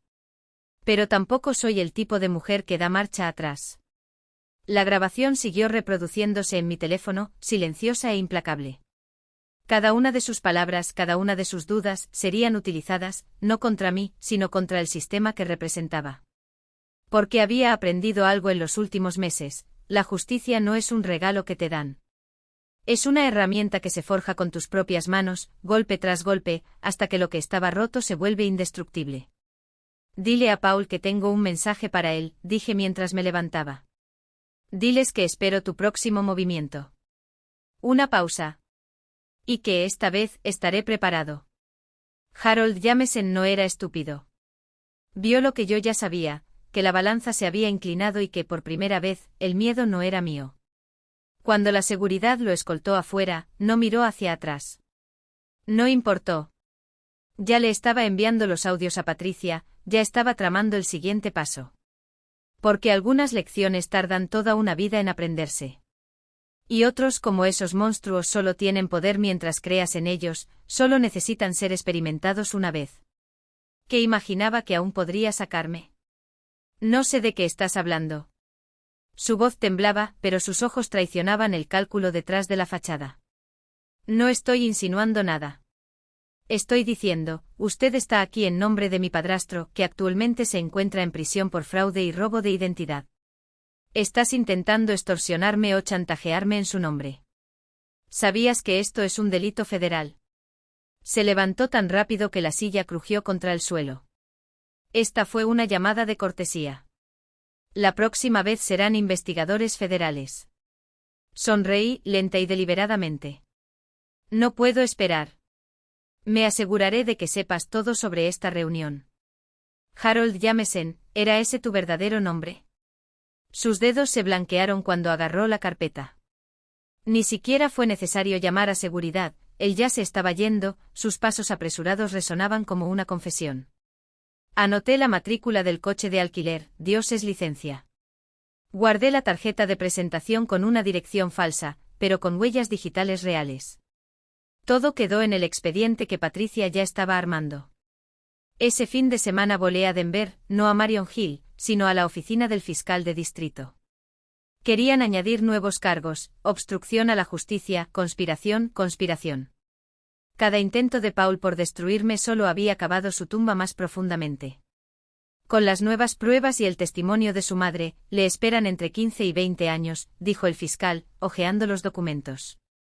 Y estamos revisando sus finanzas de los últimos 10 años. Tú no fuiste la única víctima, solo la que más subestimó. Entregué mi declaración, los audios, las actas. En el vuelo de regreso recordé aquella cena familiar que lo había desencadenado todo.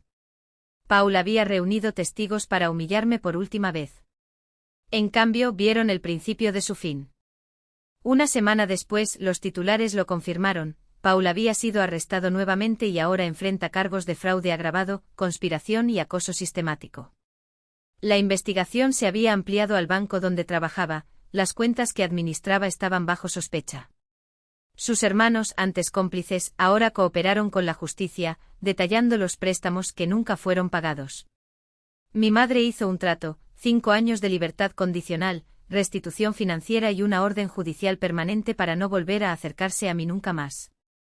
Evitó la cárcel entregando a Paul, pero lo perdió todo, su casa, su nombre, el resto de su familia.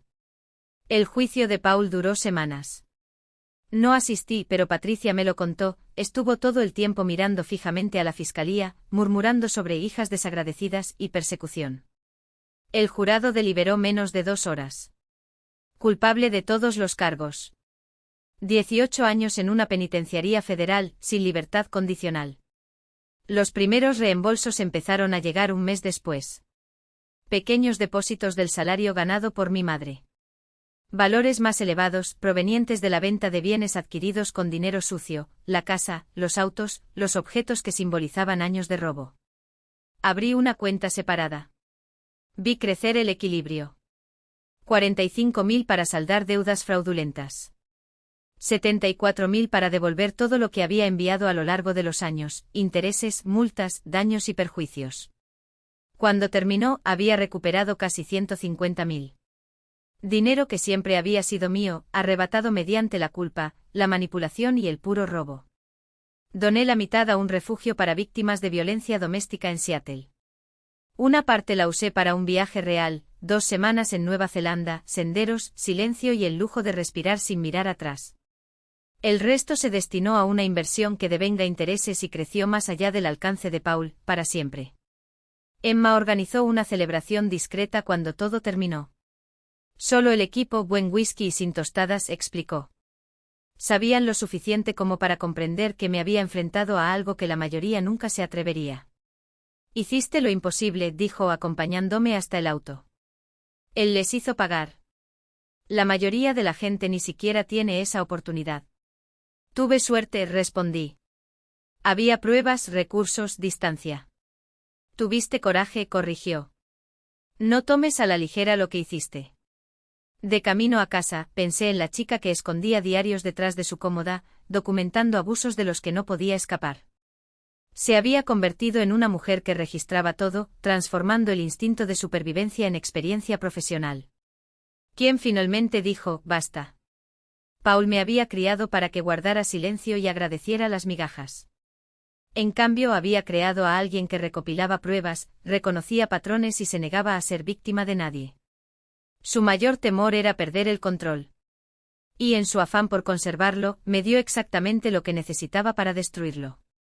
Cada grabación, cada fraude, cada escalada, todos sus movimientos solo apretaron el lazo del lazo que él mismo preparó. Los audios los conservo hasta el día de hoy. Todas las conversaciones, amenazas, los momentos que llevaron a su condena. A veces pienso en borrarlos, en pasar página para siempre. Pero sirven como recordatorio, de lo que sobreviví, de lo que superé, de lo que nunca más permitiré. La niña que una vez calculó los pasos de Paul por la casa, midiendo el peligro en cada paso, creció y aprendió a rastrear huellas digitales, las mismas que lo pusieron tras las rejas. Había poesía en ello. Justicia. Cierre. Quería que entendiera lo que le había hecho a la familia. Lo entendí perfectamente. Me salvé. 2 años después de la condena de Paul, mi vida se había restablecido en algo parecido a la paz. En Sinteltra mi trabajo evolucionó hacia la consultoría sobre fraude corporativo, identificación de amenazas internas y malversaciones financieras. Es irónico que mi infancia se haya convertido en mi cualificación más valiosa.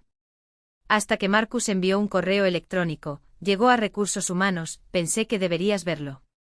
Asunto, verificación de empleo, Rachel Morgan. Remitente, Linda Harrison. Le escribo para verificar la información de empleo y salario de Rachel Morgan como parte de una solicitud de ayuda financiera. Como su madre, se me ha dirigido a... Dejé de leer. Incluso después de todo, ella todavía lo intentó. Todavía creía que tenía algún derecho sobre mi vida, mi éxito, mi información. Gracias por la advertencia, le respondí a Marcus. Ella tiene una orden judicial para no contactarme. Esto viola los términos de su libertad condicional. Ya lo mandé a legal, aseguró. Solo quería que lo supieras. Esa noche llamé a Patricia. ¿Qué tipo de solicitud de ayuda financiera requiere verificación del empleo de la hija? Ninguno legítimo, respondió ella. Voy a investigar. Lo que Patricia descubrió fue casi cómico por su desesperación. Mi madre, que vivía con el salario mínimo en un pequeño estudio, intentó conseguir préstamos utilizando nuestro bono como garantía. Ella dijo a los acreedores que estábamos reconciliados, que la orden judicial era un malentendido, que yo estaba ayudándola a recuperarse. Envié un recordatorio formal sobre las consecuencias legales, pedí. Y notificar a su oficial de libertad condicional. Pero los intentos continuaron. No directamente ella había aprendido esa lección, sino de manera transversal. Una prima a la que no había visto en años me llamó para decirme que mi madre estaba enferma, al borde de la muerte y quería hacer las paces. Antiguos vecinos con historias de su sufrimiento, su arrepentimiento, su transformación. Documenté cada contacto, se lo reenvié a Patricia y preparé otro dossier. Esta vez, sin embargo, no había enfado, solo una profunda tristeza, como ver a un animal herido morderse la pata, repitiendo los mismos errores cada vez con menos fuerza. Es una cruel ironía de la naturaleza humana insistir en los mismos patrones, como si la sola repetición pudiera cambiar el resultado. Cada nuevo intento suyo, cada llamada, cada mensaje indirecto, era una réplica descolorida de los anteriores, menos convincente, más desesperada. Hasta que llegó la invitación que destruyó, en una tarde, décadas de certezas. El teléfono sonó un miércoles a las 7:47. Tomás. Nuestro contacto se había vuelto esporádico después del juicio de Paul, pero entre nosotros existía un vínculo extraño, el de alguien que descubre, demasiado tarde, que había sido una pieza en el tablero de otra persona. Reunión familiar de Emily este fin de semana, dijo sin rodeos. Sé que es extraño invitarte. Teniendo en cuenta todo, pero Karen y yo hablamos. Ahora eres más familia para nosotros de lo que Paul alguna vez lo fue. Te queremos allí. Y para ser claro, tu mamá no estará allí. Se interrumpió antes de que pudiera preguntar.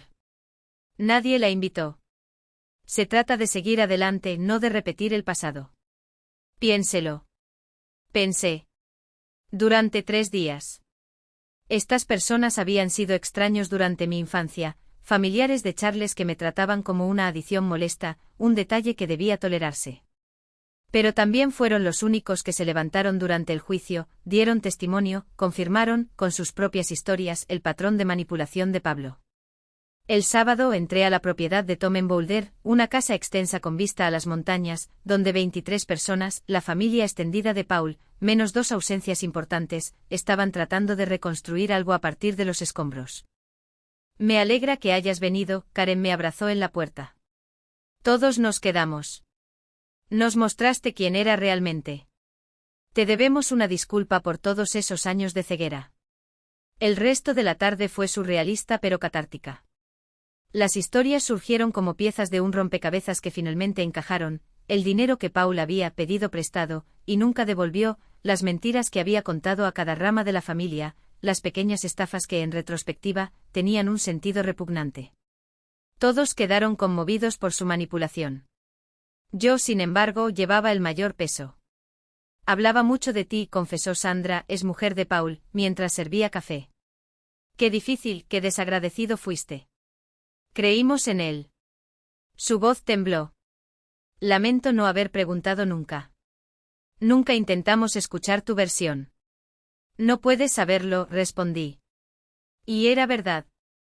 Paul había sido un maestro en controlar narrativas, en presentarse a sí mismo como una víctima. Se necesitarían 25 años de carrera en detección de fraudes para poder ver más allá de la fachada. Cuando el sol comenzó a esconderse detrás de las montañas, Tom me llevó aparte. Hay una cosa más, dijo, bajando la voz. Estábamos vaciando el almacén de Paul, cosas que ocultó a los federales. Encontramos algunos documentos interesantes. Me entregó un sobre marrón. En el interior reconocí los diarios de mi infancia, los que mi madre me había devuelto años antes. Pero había más, boletas de calificaciones con notas de los maestros sobre dinámicas hogareñas preocupantes, una carta de un consejero recomendando terapia familiar, registros médicos de un viaje a la sala de emergencias a los 12 años, cuando Paul atribuyó mis moretones a un crecimiento incómodo, mientras el médico sospechoso escribía sus preocupaciones. Guardaba trofeos, murmuró Tom. Como si estuvieras orgulloso de lo que has hecho. Creemos que deberías conservarlos. Para tus registros o para destruir. Lo que sea que te dé paz. Hojeé los periódicos y vi mi propia historia bajo una luz diferente. Los adultos se habían dado cuenta.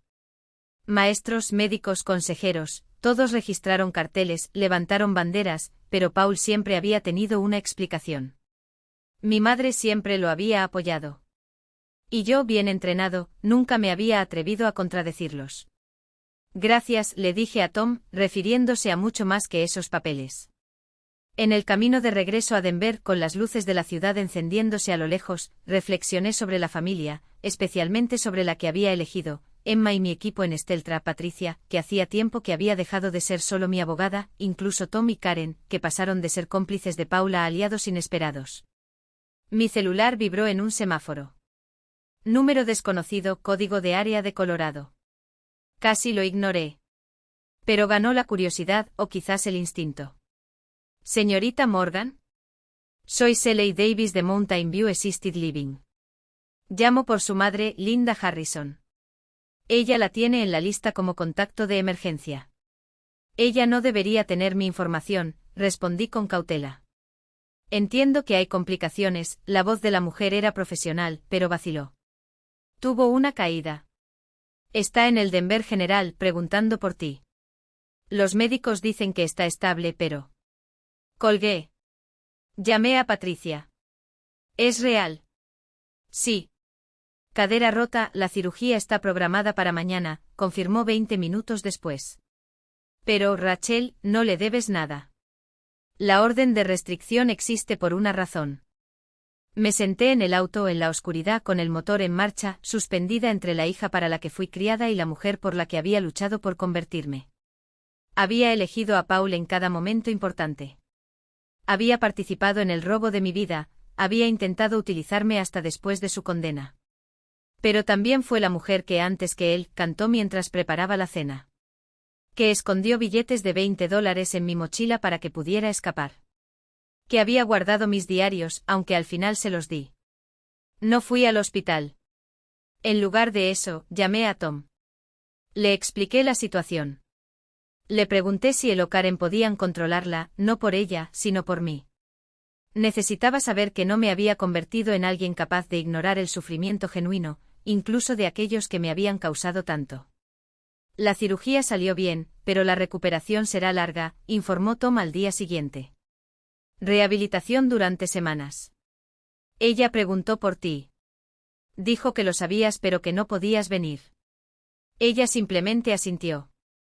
Creé un fondo anónimo en el hospital para cubrir lo que tu seguro básico no cubriría.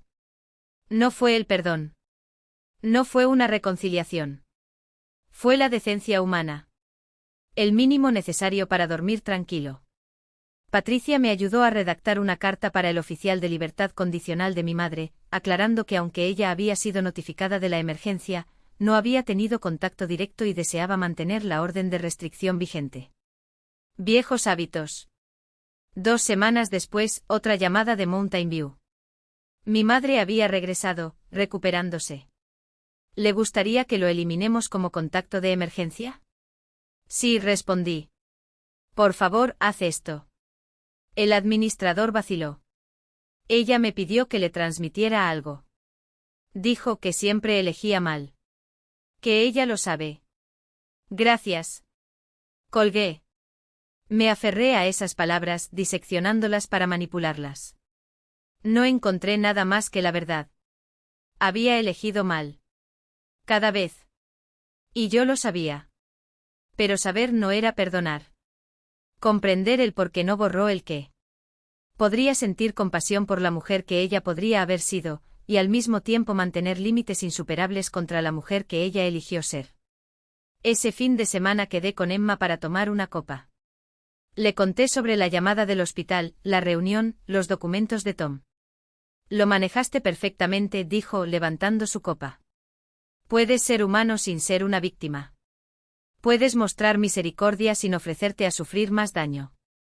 Sigo pensando en los apuntes de esos profesores, confesé. Lo vieron. Intentaron ayudar.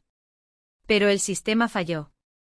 El sistema siempre falla, coincidió Emma, pero tú no. Te salvaste a ti mismo. Y mientras caminaba a casa bajo un cielo estrellado, pensé en cómo esta verdad resonaba más allá de mí. En algún lugar, había otra chica escondiendo diarios, calculando pasos, midiendo la supervivencia. Tal vez ella crecería y convertiría sus cicatrices en una armadura. Tal vez aprenderías como yo aprendí, que la familia no se mide por la sangre, ni por la obligación, ni por la culpa, sino por las manos que se extienden cuando caes. Y aquellos que finalmente eliges reprimir. Se trata de elección. Y elegirse a uno mismo no es egoísta, a veces, es la única forma de romper el ciclo. Mi madre eligió a Paul. Elegí la libertad. Ambas elecciones tuvieron consecuencias. Podría vivir con el mío. Habían pasado 5 años desde la condena de Paul. Había construido una vida tan alejada de aquella chica asustada de Marion Hill que a veces parecía un personaje de la historia de otra persona. Mi firma de consultoría, Secure Start, se especializó en ayudar a las empresas a identificar y prevenir el fraude interno. Cada cliente salvado fue una pequeña victoria contra los Paul Harrison del mundo. Pero el universo, como siempre, tenía planes más amplios. La llamada telefónica que cerraría el círculo llegó un martes cualquiera. Señorita Morgan. Soy el detective Rivera de la policía de Denver. Trabajaste con nosotros en la unidad de delitos financieros durante el caso Harrison. Su voz era profesional, pero había algo detrás de las palabras. Tengo una petición inusual. Tomé un sorbo de café y me puse alerta al instante. ¿Le pasó algo a Pablo? No. Está cumpliendo su condena. Un descanso. Se trata de otro caso. Una mujer joven, Emily Chen. Ninguna relación contigo. Acaba de presentar cargos contra sus padres por robo de identidad y abuso financiero. Otra pausa más larga. Las similitudes con su caso son sorprendentes. Su abogado preguntó si la señora estaría dispuesta a reunirse con ella. Completamente voluntario, por supuesto. Miré la pared de mi oficina, cubierta de certificados y premios obtenidos en los años transcurridos desde que escapé del control de Paul. En algún lugar había otra mujer al comienzo del viaje que yo ya había completado. Envíame la información de contacto de su abogado, me oí decir. Emily tenía 26 años y tenía la misma mirada angustiada pero decidida que reconocí en mi propio reflejo años antes. Nos reunimos en un tranquilo café del Capitolio. Sus dedos se curvaron alrededor de la taza de café como si pudiera ofrecerle protección. Leí tus registros, dijo sin rodeos. Mi abogado me lo mostró. Es como leer mi propia historia, excepto que tú ganaste. Tú también ganarás, respondí. Ya estás haciendo la parte más difícil, enfrentarlos. Ella se rió amargamente. Mi madre sigue llamándome al trabajo. Mi padre contrató a alguien para que me siguiera y documentara mis gastos excesivos. Le están diciendo a todo el mundo que soy un enfermo mental, que me lo estoy inventando todo. Manual estándar, dije sacudiendo la cabeza. Subirán antes de darse por vencidos. Documente todo. Cada llamada, cada reunión, cada mensajero que envían. La evidencia los enterrará. Hablamos durante 3 horas. Compartí estrategias, recomendé recursos y le proporcioné a Patricia datos de contacto. Pero sobre todo, escuché. Lo validé. Confirmé lo que ella ya sabía, pero necesitaba saber de alguien que había sobrevivido. Sí, esto es abuso. Sí, mereces la libertad. Sí, ellos son los criminales, no tú. Cuando nos levantamos para irnos, Emily vaciló. ¿Puedo preguntar algo? Sus ojos se encontraron con los míos. ¿Alguna vez te has arrepentido? ¿De enviarlo a prisión? No, respondí sin dudarlo. Lamento que fuera necesario. Lamento los años que perdí. Pero protegerme fue lo más sensato que he hecho en mi vida. Un descanso. Emily, no los enviarás a ninguna parte. Son sus propias decisiones las que los están llevando allí. 6 meses después, recibí un correo electrónico. Los padres de Emily se habían declarado culpables. Recibieron órdenes de libertad condicional y restitución. Había iniciado terapia, cambiado de trabajo, se había mudado a un apartamento cuya dirección desconocían. Ella era libre. Esa victoria dolió y alivió al mismo tiempo, como si el universo estuviera decidido a cerrar cada cicatriz con un propósito. Una semana después del correo electrónico de Emily, llegó una carta oficial de la Oficina Federal de Prisiones. Paul Harrison, recluso número 47832-03, había solicitado un diálogo entre víctima y delincuente, un programa de justicia restaurativa donde los reclusos podían disculparse, asumir responsabilidades y buscar un cierre. Rompí la carta. Luego volví a pegar las piezas y las miré durante una semana. No le debes nada, me recordó Patricia cuando le pedí consejo. Estos programas pueden ser curativos para algunas víctimas, pero también pueden ser otra forma de manipulación para los narcisistas. Y sabes muy bien en qué categoría cae Pablo. Pero no podía dejar de pensar en Emily. En todos los demás todavía atrapados en silencios que ya había roto. Tal vez ver a Paul ahora, sin poderes, enjaulado, haría realidad algo en mí. Tal vez me proporcionaría material para el libro que había empezado a escribir, la guía para supervivientes de abuso financiero que desearía tener. Acepté una cita. Ambiente controlado. Grabado. Con la libertad de salir en cualquier momento. El hombre del salón no se parecía en nada al Paul que había aterrorizado mi infancia. La prisión lo había envejecido mucho, cabello gris, mejillas hundidas, la apariencia marchita de un matón sin víctimas. Sentado esposado, el mono naranja colgando de su cuerpo disminuido. Raquel, dijo. Y estaba orgulloso de que su voz ya no provocara miedo. Gracias por venir. No respondí. Esperé. Años antes había aprendido el poder del silencio en nuestras llamadas dominicales, que ellos lo llenen. Que se rebelen. Tuve tiempo para pensar, continuó. Sobre lo que hice. Los consejeros aquí dicen que tengo que asumir la responsabilidad. Una pausa calculada. Entonces quiero decirte, lamento haber tomado tu dinero. No por terror. No mediante manipulación. No por robarme mi infancia, mi paz, mi capacidad de confiar. Solo por el dinero, la única parte por la que había sido condenado. ¿Eso es todo? Yo pregunté. Su rostro cambió un destello del viejo Paul. Lo recuperaste todo. Más que nada. Estoy aquí. Tu madre no tiene nada. ¿Y tú? Sus ojos recorrieron mi impecable traje, el reloj en mi muñeca. Eres rico. Exitoso. ¿Qué más quieres? Nada, respondí levantándome. Quería ver si la prisión te había cambiado. No ha cambiado. Sigue siendo el mismo hombre que me enseñó a esconder diarios, a contar pasos y a temer el sonido de mi propio nombre. Pero también fuiste tú quien me enseñó a documentarlo todo. Reconocer patrones. Protegiéndome. Estas habilidades construyeron mi carrera. Me salvaron la vida. Así que gracias por eso, supongo. ¿Me estás agradeciendo? La confusión reemplazó la ira en su rostro. Por mostrarme exactamente en qué tipo de persona nunca debería convertirme.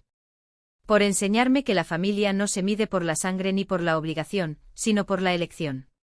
Por demostrar que a veces lo mejor que puedes hacer por alguien es mostrarle quién eres realmente, para que pueda optar por marcharse. Lo dejé allí con la boca abierta, todavía tratando de encontrar las palabras para recuperar el control. Pero ahora tenía todas las cartas. Y ambos lo sabíamos. El viaje de regreso a Seattle se sintió como un vuelo. Cada milla fue una vuelta de victoria. Una celebración de la distancia, física, emocional, irrevocable. Me enfrenté al monstruo de mi infancia y lo encontré pequeño. Común. Patético. Mi teléfono sonó cuando entré a Washington. Número desconocido. Pero me sentí invencible. ¿Raquel Morgan? Una voz femenina, anciana, insegura pero decidida. Sí. Mi nombre es Dorothy Chen. Sin parentesco, nombre común. Leí sobre su caso en línea. Mi nieto, creo que sus padres están haciendo algo similar. Abrir tarjetas a su nombre, usar su fondo universitario.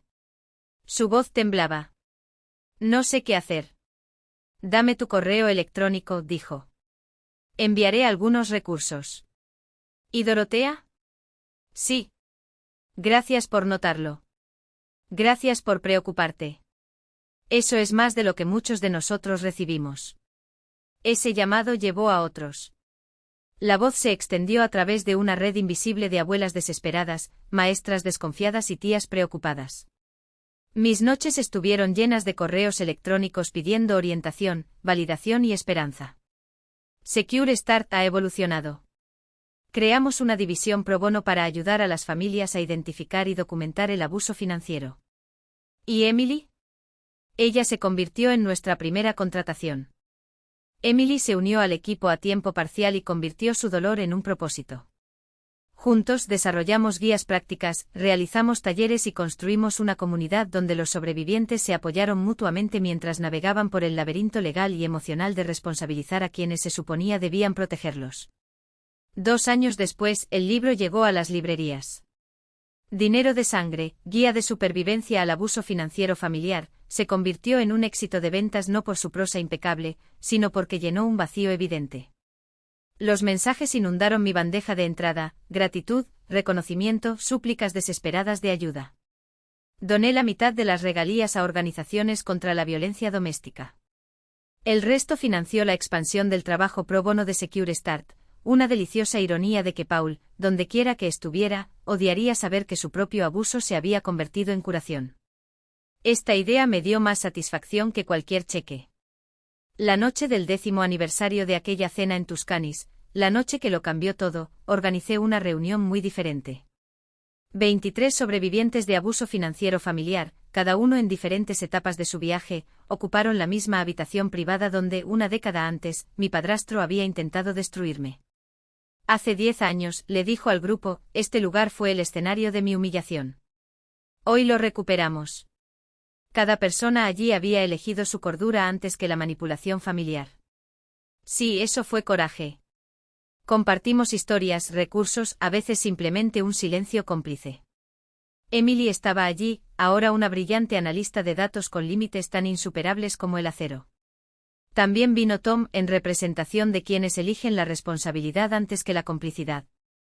Cuando sirvieron el postre, saqué un pequeño objeto de mi bolsillo, la grabadora que, 10 años antes, había grabado la voz de Paul y, con ella, la prueba de que no estaba loco. Esto me salvó la vida, dijo pasando el dispositivo de mano en mano. No por el proceso que vino después, sino porque me demostró que lo que experimenté era real. Document Bell. Criminal. Todos allí tenían su propia versión de esta evidencia, la prueba que los había liberado. Alzamos nuestras copas no por la venganza ni por la justicia, sino por la supervivencia. A los niños que éramos, que merecíamos protección. A los adultos en los que nos hemos convertido, que aprendieron a protegernos. Cuando llegó la factura, pagué sin dudarlo, sin revivir el pasado. Era solo un gasto más para un negocio construido sobre las cenizas del abuso. Afuera, Emily se quedó un rato. ¿Crees que alguna vez sanaremos realmente? Dejar de mirar atrás. Sonreí. Ya no miro hacia atrás. Mientras hablaba, me di cuenta de que miro hacia adelante.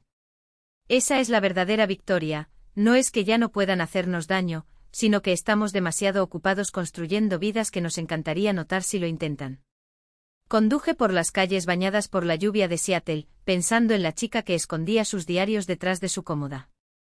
Se había convertido en una mujer que publicaba libros, dirigía una empresa, salvaba a otros, no a pesar de lo que había sufrido, sino por lo que había aprendido.